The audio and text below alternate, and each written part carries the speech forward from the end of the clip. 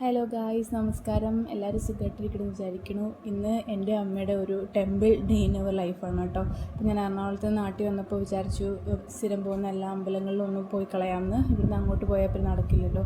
ഞങ്ങൾ രാവിലെ പള്ളിപ്പുറം നാഗരാജ ക്ഷേത്രത്തിൽ പോയി. അവിടെ നിന്ന് നേർച്ചയൊക്കെ ഉണ്ടായിരുന്നു. അതെല്ലാം കഴിഞ്ഞിട്ട് നമ്മൾ നേരെ തൊട്ടിപ്പുറത്തുള്ള മഹാവിഷ്ണു ക്ഷേത്രത്തിൽ എത്തി.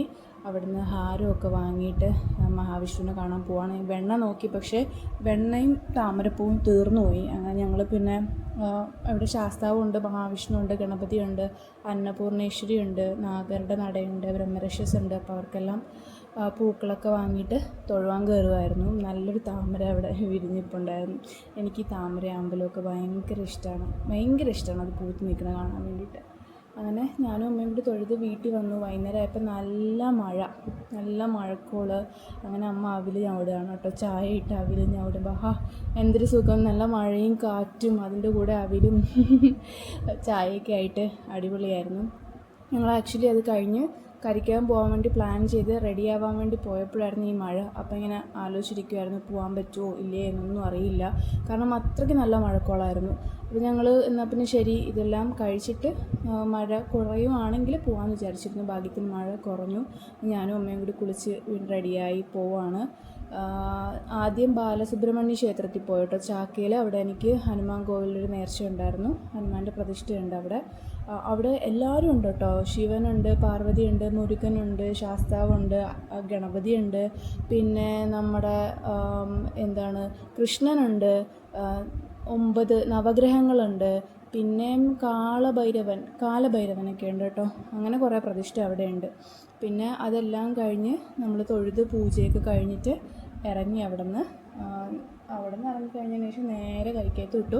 കരിക്കയത്ത് അറിയാലോ, ഉത്സവം നടക്കുകയാണ്. അപ്പോൾ ഞങ്ങൾ നല്ല ബ്ലോക്കായിരുന്നു. പോണ വഴിക്ക് നല്ല ബ്ലോക്ക് തന്നെയായിരുന്നു. കുറേ നേരം അങ്ങനെ ബ്ലോക്കിൽ കിടന്നിട്ടാണ് അമ്പലത്തിലോട്ടൊന്ന് കയറാൻ പറ്റിയത്. പിന്നെ ഞങ്ങൾ എന്ത് ചെയ്തതെന്ന് വെച്ചാൽ അമ്പലത്തിൻ്റെ കോമ്പൗണ്ടിനകത്തോട്ട് വണ്ടി വെക്കാണ്ട് സൈഡിലൊന്ന് വണ്ടി പാർക്ക് ചെയ്ത് വെച്ചു. എന്നിട്ട് അമ്പലത്തിലോട്ട് നടന്നു പോയി. നല്ല ഭംഗിയുണ്ടായിരുന്നു കാണാൻ. 3 സ്റ്റേജിൽ പരിപാടി നടന്നുകൊണ്ടിരിക്കുകയായിരുന്നു. ഞങ്ങൾ നേരെ ആദ്യം തൊഴുവാൻ വേണ്ടി കയറി. അത് കഴിഞ്ഞിട്ട് പരിപാടിയൊക്കെ കാണാമെന്ന് വിചാരിച്ചു. കാരണം എന്ന് വെച്ചാൽ നല്ല ക്യൂ ഉണ്ടായിരുന്നു. 1 മണിക്കൂർ ഏതാണ്ട് ക്യൂവിൽ നിൽക്കേണ്ടി വന്നു തൊഴുവാൻ വേണ്ടിയിട്ട്. അത്രയ്ക്ക് നല്ല തിരക്കുണ്ടായിരുന്നു. പക്ഷേ നട ഇങ്ങനെ തുറക്കുമ്പോൾ ആ ക്യൂ പെട്ടെന്ന് തീർന്നു പോകുന്നുണ്ട്. ആൾക്കാർ തൊഴുത് ഇറങ്ങുന്നുണ്ട്. പക്ഷേ എന്നാലും അത്യാവശ്യം നല്ല ക്യൂ ഉണ്ടായിരുന്നു. അപ്പോൾ പോണ വഴിക്ക് കുറച്ച് കാഴ്ചകളൊക്കെ കണ്ടിട്ട് ഇങ്ങനെ നടന്നു പോകുമായിരുന്നു. അപ്പം പൂ വാങ്ങിക്കാൻ വേണ്ടി കയറി. ഞങ്ങൾ ആദ്യം ശരിക്കും പറഞ്ഞാൽ ക്യൂ കണ്ടില്ല. ഞങ്ങൾ എന്തായാലും പൂ വാങ്ങിയപ്പോൾ പിന്നെ ഇനിയിപ്പോൾ എന്തായാലും തൊഴുവാതെ പോകാൻ പറ്റില്ലല്ലോ എന്ന് വിചാരിച്ചിട്ട് ഞങ്ങൾ രണ്ടും കൽപ്പിച്ച് ക്യൂവിൽ ചെന്ന് നിന്നു. എന്താന്ന് പറയുക, അവിടെ നമ്മൾ ക്യൂ നിൽക്കുന്നിടത്ത് ഫാനൊക്കെ ഇട്ടിട്ടുള്ള കാരണം ചൂടൊന്നും ഉണ്ടായില്ല. പിന്നെ മഴയും കൂടി പെയ്തിട്ടിരിക്കുന്നത് കൊണ്ട് കുറച്ച് ആശ്വാസം ഉണ്ടായിരുന്നു. നല്ല തണുപ്പായിരുന്നു അവിടെ നിൽക്കാൻ വേണ്ടിയിട്ട്. പിന്നെ അവിടെ ഇങ്ങനെ പരിപാടിയൊക്കെ നടക്കുന്നുണ്ടായിരുന്നു. ഡാൻസ് പ്രോഗ്രാമും കാര്യങ്ങളൊക്കെ ഇങ്ങനെ നടക്കുന്നുണ്ടായിരുന്നു. അങ്ങനെ പോയി തൊഴുവാൻ പറ്റി. ഞാൻ 10th പഠിക്കുമ്പോഴാണ് ഇതുപോലെ കരിക്കത്ത ഉത്സവത്തിന് പോകുന്നത്. അതിന് ശേഷം പിന്നെ ഉത്സവം കാണാനായിട്ട് അങ്ങനെ പോയിട്ടില്ല. ഇത്രയും വർഷമായെങ്കിലും ഇപ്പോഴാണ് ശരിക്കും ഉത്സവം പ്രോപ്പറായിട്ട് കാണാൻ പറ്റുന്നത് അമ്മയുടെ കൂടെ. ഞാനില്ലായിരുന്നെങ്കിൽ അമ്മ പോകത്തില്ലായിരുന്നു. എൻ്റെ ഒരൊറ്റ വാശിയാണ് എന്തായാലും പോയേക്കാം എന്ന് പറഞ്ഞിട്ട്. അല്ല, അമ്പലത്തിൽ പോകത്തില്ല എന്നല്ല, ഇങ്ങനെ ഈ ഒരു നൈറ്റൊക്കെ ആവുന്ന സമയത്ത് അമ്മ എന്തായാലും പോകത്തില്ല. അത് പിന്നെ ഞാൻ നാട്ടിലുള്ളതുകൊണ്ട് ഞാൻ പറയാം, അതിനിപ്പോൾ എന്താ, നമുക്ക് പോയിട്ട് വരാം, ഇതൊക്കെയല്ലേ കാണേണ്ട കാഴ്ചകൾ, ഉത്സവം എന്നൊക്കെ പറഞ്ഞിട്ട് പോയതാണ്. ഇതവിടുത്തെ രഥമാണ് കേട്ടോ. ഇതിലാണ് എഴുന്നള്ളത്തൊക്കെ കാര്യങ്ങളൊക്കെ നടക്കുന്നത്. അങ്ങനെ ഞങ്ങൾ നൈറ്റ് വൈബ് ഫുൾ എൻജോയ് ചെയ്യാമെന്ന് വിചാരിച്ചു. അപ്പോൾ കണ്ടോ, ആ ക്യൂവിൽ ഇങ്ങനെ ആൾക്കാരിങ്ങനെ പൊയ്ക്കൊണ്ടിരിക്കുകയാണ്. പക്ഷേ നട തുറന്നിട്ടിരിക്കുകയാണെന്നുണ്ടെങ്കിൽ പെട്ടെന്ന് അങ്ങ് തീരും. ഒരു കുട്ടി അവിടെ നിന്ന് ഡാൻസ് കളിക്കുന്നുണ്ടായിരുന്നു. നല്ല അടിപൊളിയായിട്ട് കളിച്ചു കേട്ടോ. പക്ഷേ അധികം അങ്ങനെ കാണാൻ പറ്റിയില്ല. നമ്മുടെ ക്യൂ പാസ് ചെയ്ത് പോകുമ്പോൾ കാണാൻ പറ്റുന്നുണ്ടായിരുന്നില്ല.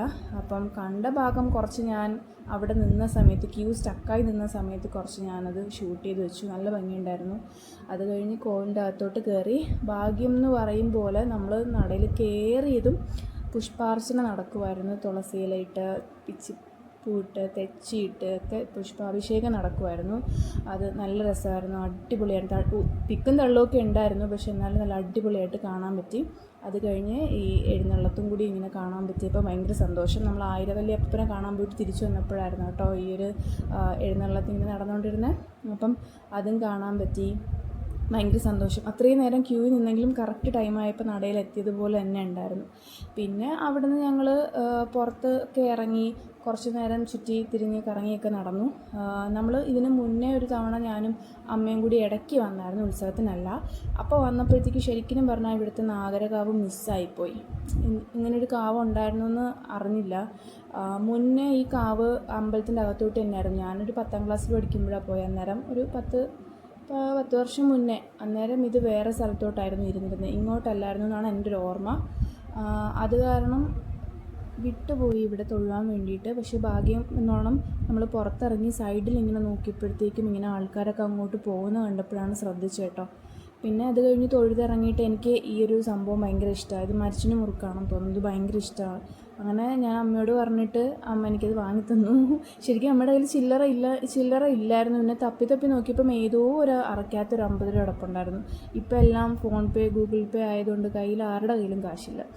അങ്ങനെ ഞങ്ങൾ കുറച്ച് കാഴ്ചകളൊക്കെ കണ്ടു. അമ്മയ്ക്ക് ക്ഷമയില്ലായിരുന്നു. അമ്മ അവിടെ വെച്ച് തന്നെ പൊട്ടിച്ച് കഴിച്ചിട്ട് ഞാനിങ്ങനെ അന്തം വിട്ട് നോക്കിയപ്പോൾ അമ്മ ഒരു കഷ്ണം ഞാൻ അടി ഉണ്ടാക്കേണ്ടിരിക്കാൻ എൻ്റെ വയലിൽ വെച്ച് തന്നു. പിന്നെ പ്രോഗ്രാമൊക്കെ നടക്കുമായിരുന്നു കേട്ടോ അവിടെ. ഐഡിയ ശ്വാസങ്ങളിലൊക്കെ പാർട്ടിസിപ്പേറ്റ് ചെയ്ത ആളൊക്കെ ഉണ്ടായിരുന്നു പരിപാടിക്ക്. അതെല്ലാം കഴിഞ്ഞിട്ട് ഞങ്ങൾ വേറൊന്നും വാങ്ങി കഴിച്ചില്ല. പാനിപൂരിയൊക്കെ ഉണ്ടായിരുന്നു, പിന്നെ അങ്ങനത്തെ കുറച്ച് ഐറ്റംസ് ഉണ്ടായിരുന്നു, പക്ഷേ അതൊന്നും വാങ്ങി കഴിച്ചില്ല. നേരെ അങ്ങോട്ട് ക്യാബേജ് ഫ്രൈ ഉണ്ടല്ലോ, അത് വാങ്ങി കഴിക്കാൻ വേണ്ടി പോയി. അത് കഴിച്ചു. ഇതൊക്കെ ഇവിടെ ഇങ്ങനെ ഇരിക്കുന്ന കണ്ടപ്പോഴത്തേക്കൊന്ന് ട്രൈ ചെയ്യണം തോന്നി, പക്ഷേ വേണ്ടാന്ന് വിചാരിച്ചു. ഒരു തവണ ഇതുപോലെ വാങ്ങി കഴിച്ചപ്പോഴത്തേക്കും കൊള്ളത്തില്ലായിരുന്നു, എനിക്ക് ഇഷ്ടപ്പെട്ടില്ല. അപ്പോൾ ഞങ്ങൾ വിചാരിച്ചു എന്നാൽ പിന്നെ വേണ്ട, ബാക്കി കാഴ്ചകളൊക്കെ കണ്ടിട്ട് കുറച്ചുകൂടെ ഫ്രണ്ടിലോട്ട് പോകുമ്പം എന്തെങ്കിലും ഉണ്ടെങ്കിൽ വാങ്ങാം, വീട്ടിലത്തേക്ക് എന്തെങ്കിലും വാങ്ങിക്കൊണ്ട് പോകാമെന്നൊക്കെ വിചാരിച്ചു. അപ്പോൾ കോളിഫ്ലവർ കിട്ടി. അപ്പോൾ അതിങ്ങനെ അമ്മ വാങ്ങിത്തരികയാണ്. കോളിഫ്ലവർ എന്ന് പറഞ്ഞാൽ എനിക്ക് അത്ര ഇഷ്ടമുള്ള സാധനം ആയിരുന്നില്ല. അങ്ങനെ വീട്ടിൽ കറി വെക്കാനൊന്നും വാങ്ങത്തില്ലായിരുന്നു. പണ്ട് കുട്ടിക്കാലത്ത് ഒരു വീടിൻ്റെ പാലുകാച്ചിന് പോയപ്പോഴാണ് അവരിങ്ങനെ കോളിഫ്ലവർ കറി, ചിക്കൻ കറി പോലെ വെച്ചിട്ട് ഫ്രൈഡ് റൈസിൻ്റെ കൂടെ തന്നത്. അന്ന് ഒരു കഷ്ണം എടുത്ത് കഴിച്ചപ്പോൾ കുഴപ്പമില്ലാന്ന് തോന്നി. പിന്നെ അത് അന്ന് തന്നെ നിന്നു, കാരണം വീട്ടിൽ പിന്നെ വാങ്ങിയിട്ടില്ല, മുന്നേ വാങ്ങിയിട്ടില്ല. പിന്നെ അതിനുശേഷം ഇതുപോലെ പുറത്ത് പോകുമ്പോഴാണ് ഞങ്ങൾ കോഴിക്കോട് NIT കോളേജ് പഠിച്ചിരുന്ന സമയത്ത് പോയപ്പോഴാണ് ഇതുപോലെ ഒന്ന് ട്രൈ ചെയ്ത് നോക്കണം. അന്ന് ഇഷ്ടമായി, പിന്നെ എവിടെ കണ്ടാലും വാങ്ങും. അങ്ങനെ അത് കഴിഞ്ഞ് അമ്മ ഒരു ഐസ്ക്രീമൊക്കെ വാങ്ങി കുടിച്ചിട്ട് ഇങ്ങനെ ഞങ്ങൾ വീട്ടിലോട്ട് പോകാനുള്ള പ്ലാനാണ്. ആ മീനിനെ കണ്ടോ, എനിക്ക് ഭയങ്കര ഇഷ്ടമായി. ഭയങ്കര വലുതാണ് ആക്ച്വലി ഇത് കാണാൻ. ചട്ടികളൊക്കെ ഒരുപാട് വെച്ചിട്ടുണ്ട് പൊങ്കാലയ്ക്ക് വേണ്ടിയിട്ട്. അങ്ങനെ ഞങ്ങൾ തൊഴുതൊക്കെ ഇറങ്ങി തിരിച്ചു പോകാൻ വേണ്ടി പോയപ്പോഴാണ് ഇങ്ങനൊരു എഴുന്നള്ളത്ത് അവിടെ കണ്ടത് കേട്ടോ. കാള എഴുന്നള്ളത്ത് പോലെ ഉണ്ടായിരുന്നു, എനിക്കങ്ങനെ തോന്നി. എനിക്ക് ശരിക്കും അറിയില്ല അതെന്താണെന്ന്, പക്ഷേ നല്ല രസമുണ്ടായിരുന്നു. ചെണ്ടമേളമൊക്കെ ഉണ്ടായിരുന്നു. ഞാനിങ്ങനെ ആദ്യം ഇങ്ങനെ ആലോചിച്ചിട്ട് ഫസ്റ്റ് ടൈമാണ് ഞാനിങ്ങനെ ഇത് കാണുന്നത്. നമ്മൾ മറ്റേ പത്മനാഭസ്വാമി ക്ഷേത്രത്തിൽ പൈങ്കുനി ഉത്സവമൊക്കെ ഇങ്ങനെ പ്രതിമയൊക്കെ ഉണ്ടാക്കി വെക്കണത് ഞാനിങ്ങനെ ഫോട്ടോയിലൊക്കെ കണ്ടിട്ടുണ്ട്. പക്ഷേ ഇത് ഞാൻ ആദ്യമായിട്ട് കാണുക. നന്നായിരുന്നു. അതിന് ശേഷം പിന്നെ അറിയാമല്ലോ, പാട്ടൊക്കെ ഇട്ടിട്ട് കുട്ടികളുടെ ഡാൻസും ഒക്കെ ആയിരുന്നു. അവർ നല്ല അടിപൊളിയായിട്ട് അടിച്ചു പൊളിക്കുകയായിരുന്നു.